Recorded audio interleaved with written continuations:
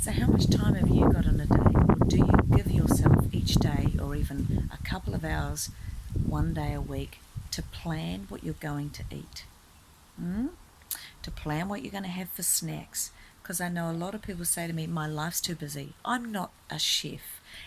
And I always want something easy. I want it quick. I want it convenient. I want to make sure it's nutritious.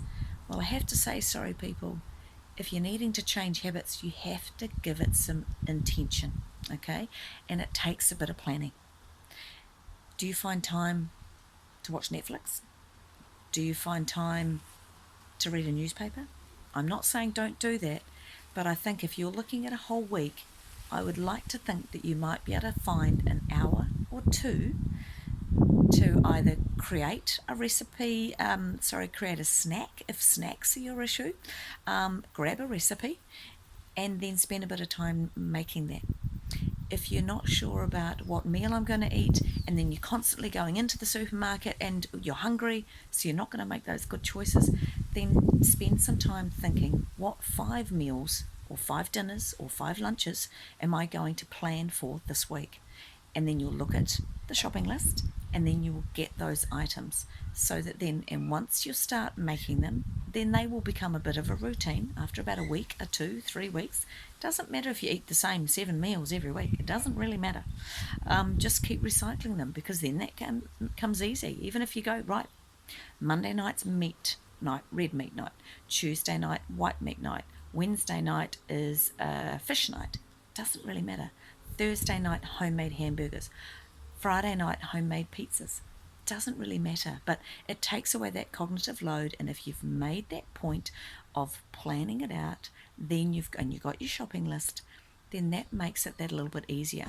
And also it stops those sudden not irrational changes, but of those impulses, and then you go, oh my god, I ended up having that cookie. If only I'd actually had like a half a cup of nuts on me, chucked them in a little plastic bag or a plastic container or a metal container or whatever, and if only I had them in the car, then I wouldn't have gone for that biscuit. Because honestly, when when you're having these refined sugars, the biscuits, the muesli bars, unless you've kind of made them, they won't have a lot of nutritional input as much as if you made it. They've probably got more than 5 ingredients, and they've probably been processed. And so they're probably going to raise your sugar up, might last for about an hour or so, and then you're going to be hungry again. So we have to spend a little bit of time on planning.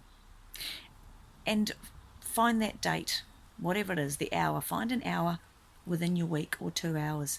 And like I say, if it's just the dinners, just focus on that and see how that goes. Because I have to say also, when I'm worried and stressed out and I don't have the energy to think about what I'm going to make, if I've just said, right, Sunday afternoon between 3 and 4, I'm planning my 5 dinners for the week. I'm going to make sure I've got those ingredients, I've got the recipes, give it a go. I tell you, it is life-changing. But we have to be intentional. And to create behaviour change, it's not easy, but it gets easier. And you'll feel better for it over time. So, planning. Find an hour or 2 hours in the week. I bet you can. Give it a go. The challenge is there.